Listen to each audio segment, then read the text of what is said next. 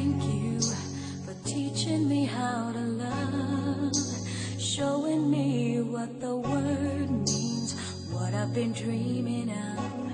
And now I know there is nothing that I could not do, thanks to you for teaching me how to feel, showing me my emotions, letting me know what's real from what is not. What I've got is more than I'd